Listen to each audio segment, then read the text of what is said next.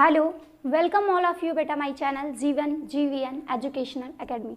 तो चलिए शुरू करते हैं। आज आप लोगों के लिए टॉपिक लाए हैं डीएनए और डीएनए की आणविक संरचना। तो डीएनए क्या होता है? डीऑक्सीराइबोन्यूक्लिक अम्ल होता है। यह एक अनुवांशिक पदार्थ है जो दो पॉलीन्यूक्लियोटाइड श्रृंखलाओं से मिलकर के बना होता है। जो कितने दो पॉलीन्यूक्लियोटाइड श्रृंखलाओं से मिलकर के बना होता है। अब पॉलीन्यूक्लियोटाइड श्रृंखलाएं क्या होती हैं? न्यूक्लियोटाइड अणुओं की बनी होती हैं और ये न्यूक्लियोटाइड अणु जो होते हैं आपस में डाइएस्टर फॉस्फेट बंध द्वारा जुड़े होते हैं। जैसे हमने बात की कि यहाँ पे ये एक मेरी श्रृंखला है, ये क्या है? श्रृंखला है, ठीक है। अब इस श्रृंखला में न्यूक्लियोटाइड्स अणु आपस में जुड़े हुए हैं। तो जैसे पॉलीएथिलीन होता है, यानी कि एथिलीन के बहुत सारे अणु पॉलीएथिलीन, उसी प्रकार से न्यूक्लियोटाइड के बहुत सारे अणु पॉलीन्यूक्लियोटाइड्स, ठीक है। तो न्यूक्लियोटाइड्स के बहुत सारे अणु मिलकर के पॉलीन्यूक्लियोटाइड्स अणु बनाएंगे, जो कि क्या हो जाएगा? यानी कि पॉलीन्यूक्लियोटाइड श्रृंखला बन जाएगी। अब जैसे हमने कहा कि एक ये न्यूक्लियोटाइड अणु है और एक ये न्यूक्लियोटाइड अणु है, ये दोनों अणु आपस में जब जुड़ते हैं तो कौन सा बॉन्ड बनाते हैं? डाइफॉस्फेट एस्टर बंध। यानी कि दो न्यूक्लियोटाइड अणुओं के बीच में कौन सा बॉन्ड होता है? डाइफॉस्फेट एस्टर बंध। अब जैसे मान के चलो ये एक श्रृंखला हो गई, एक श्रृंखला ये हो गई, और ये दोनों श्रृंखलाएं जब आपस में जुड़ेंगी तो क्या बना लेंगी? यानी कि द्वि श्रृंखला बना लेंगे, जो कि क्या हो जाएगा? डीएनए पूरा कंप्लीट बन जाएगा, ठीक है।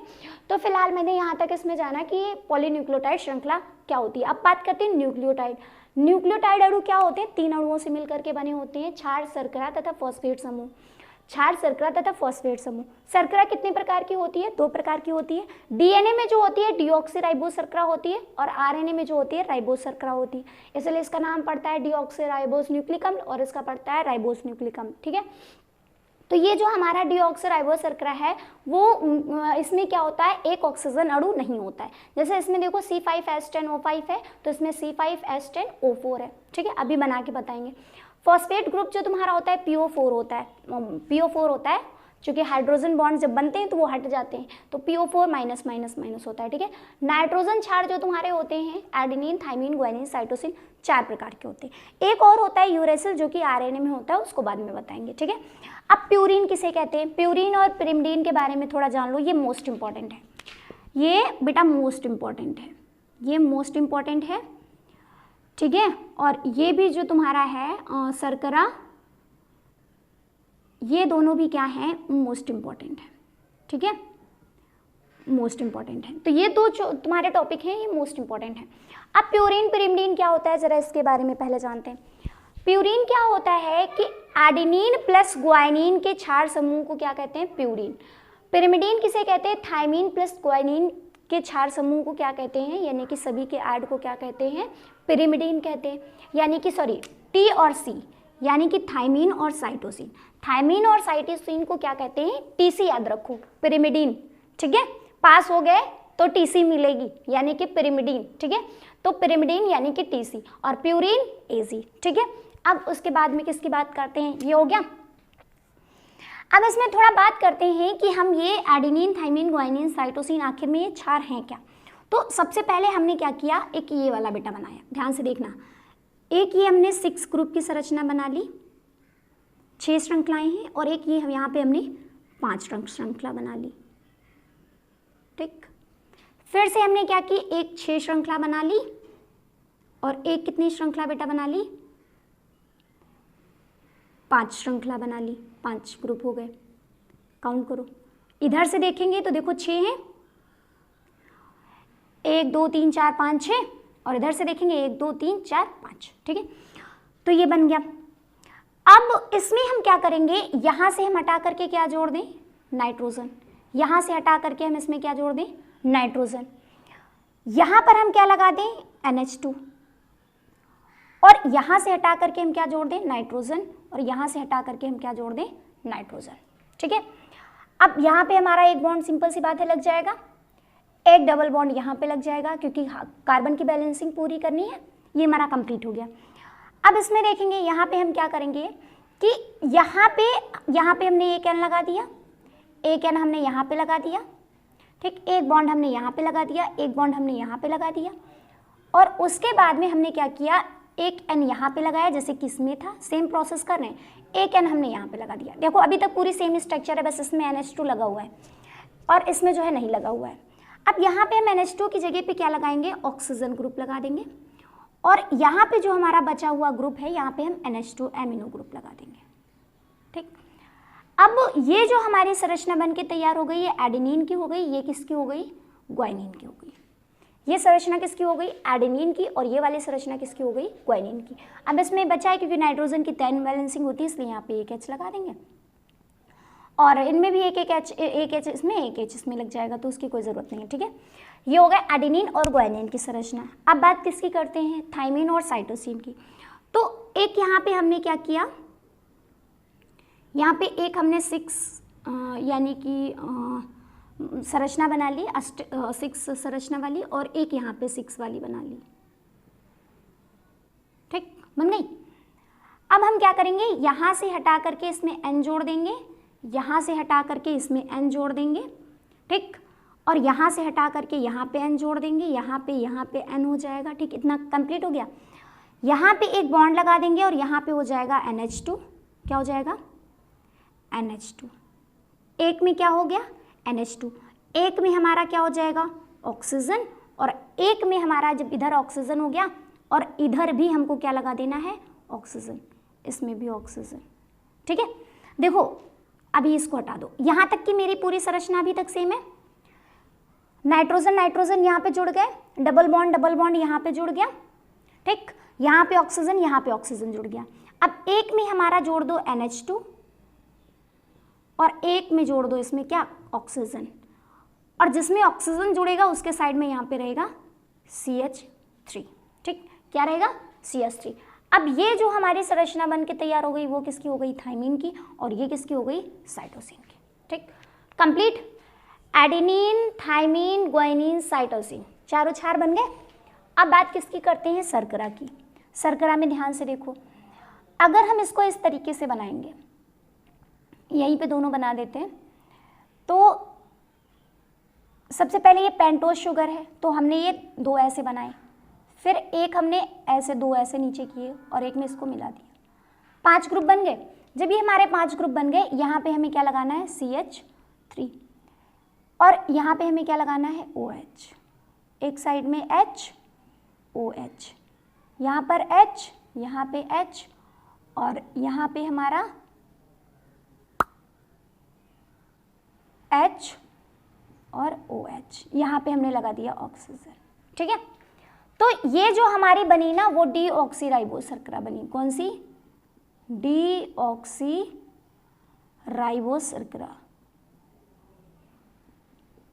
राइबोस शर्करा। ठीक है, सा भी लिख सकते हैं और जा भी लिख सकते हैं, सा ही लिखे दे रहे हैं। ठीक, अब यहाँ पे जो हमारा बनेगा, ध्यान से देखना, यहाँ पे एक ऑक्सीजन नहीं है क्योंकि यहाँ पे H है। यहाँ पे हमने कार्बन ऑक्सीजन लगाया,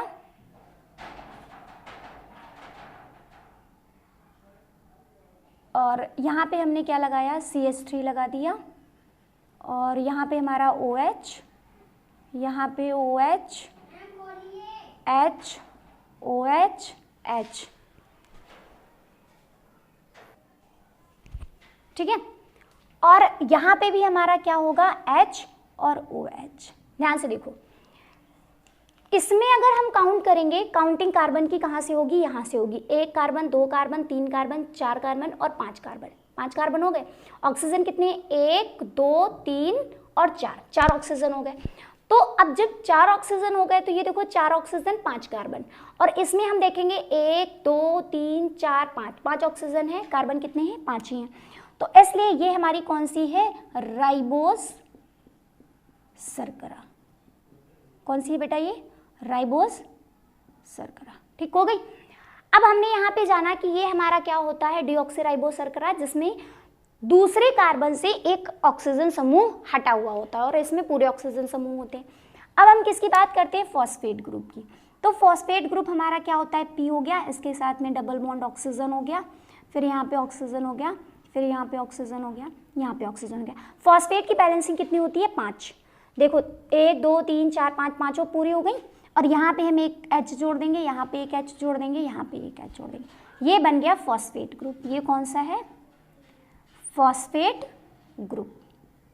ठीक है, यानी कि फॉस्फेट समूह।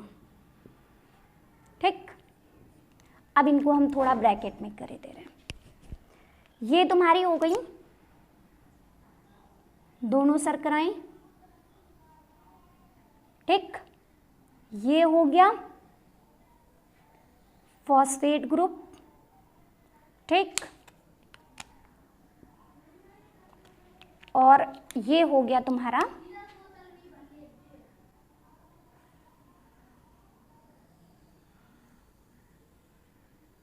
क्षार, ठीक। चारों क्षार बन गए,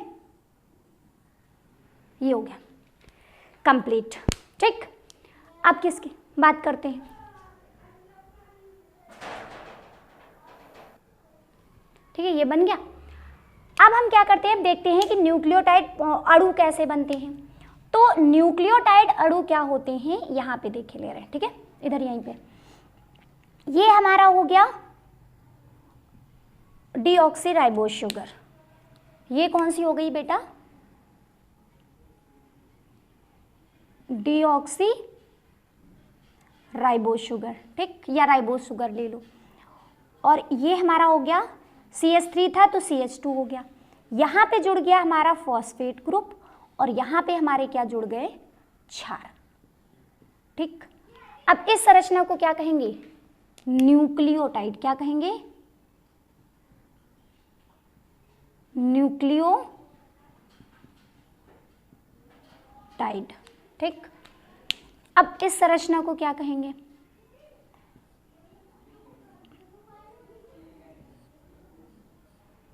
यहाँ पे क्षार और इसमें से हमारा क्या होगा, CH3 होगा, यहाँ पे फॉस्फेट समूह नहीं होगा, तो इसको क्या कहेंगे, न्यूक्लियोसाइड। क्या कहेंगे, न्यूक्लियोसाइड, ठीक है। तो न्यूक्लियोटाइड और न्यूक्लियोसाइड में बेटा अंतर क्या होता है, ठीक है, यहाँ पे लिखे दे रहे, न्यूक्लियोटाइड, न्यूक्लियोटाइड और ये क्या है, न्यूक्लियोसाइड। इसमें बेटा कितने अणु होते हैं, टाइड से 3 अणु, और इसमें कितने अणु, 1 अणु हट गया, 2 अणु। इसमें फॉस्फेट होता है, इसमें फॉस्फेट नहीं होता है, नहीं होता है, ठीक है। ये कैसा होता है, अम्लीय, और ये कैसा होता है बेटा, क्षारीय, ठीक। इतना डन हो गया। अब बात करते हैं पॉलीन्यूक्लियोटाइड श्रृंखला की, ठीक है। तो उसको कैसे बनाते हैं, ध्यान से देखो। पॉलीन्यूक्लियोटाइड श्रृंखला को यहां पे बना रहे, ये हमारा है जो एक श्रृंखला है, ठीक। ये पूरा एक न्यूक्लियोटाइड हो गया, CH2 फॉस्फेट ग्रुप, और यहाँ पे जो हमारा हो गया क्षार, ये एक ग्रुप हो गया। फिर यहाँ पे फॉस्फेट, CH2, फिर यहाँ पे दूसरा क्षार, फिर यहाँ पे फॉस्फेट, ठीक है। फिर यहाँ पे CH2 और ये डीऑक्सीराइबोज शुगर, और ये यहाँ पे अगला क्षार, फिर यहाँ पे फॉस्फेट, CH2 यानी कि ये पूरी राइबोज शुगर, और यहाँ पे क्षार, ठीक है। इस तरीके से फिर यहाँ पे फॉस्फेट, CH2, डीऑक्सीराइबोज शुगर और क्षार, ठीक। फिर यहाँ पे फॉस्फेट, CH2, इस तरीके से ये हमारी श्रृंखला बनती चली जाएगी। अब यहाँ से देखेंगे, एक काउंटिंग करेंगे, 1 2 3 4 5, फॉस्फेट ग्रुप कहाँ पे है, 5 पे और कहाँ पे है, 3 पे, इसलिए इसकी ध्रुवता बेटा कितनी है, 5 से 3 है।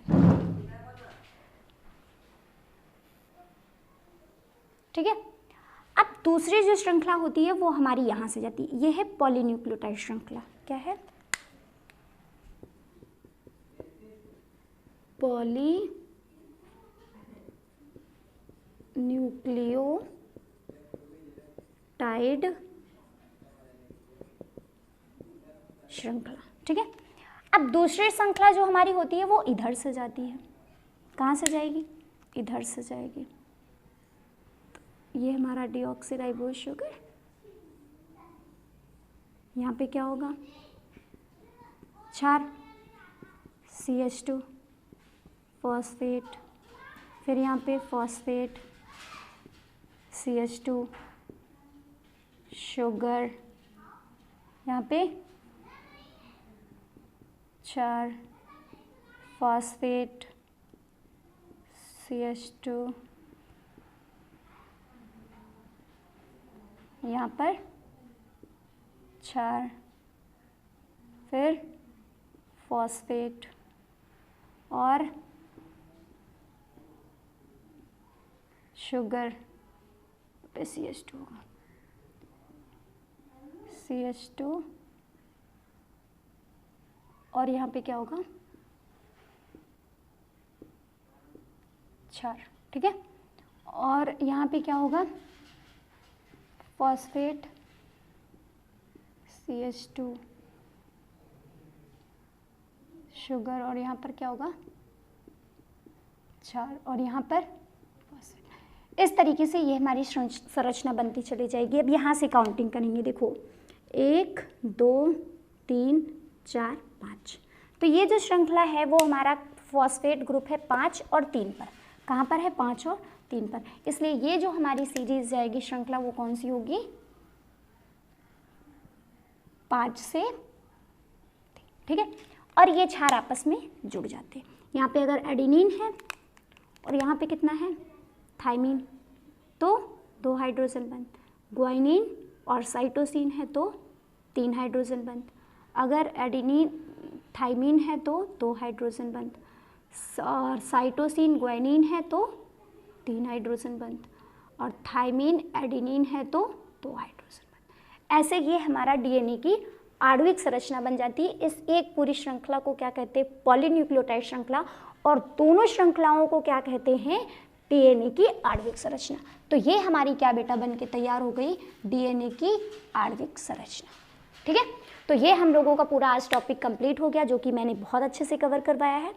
अब अगला टॉपिक आप लोगों का रहेगा डीएनए की कुंडलीय संरचना, जो कि मोस्ट इंपॉर्टेंट है।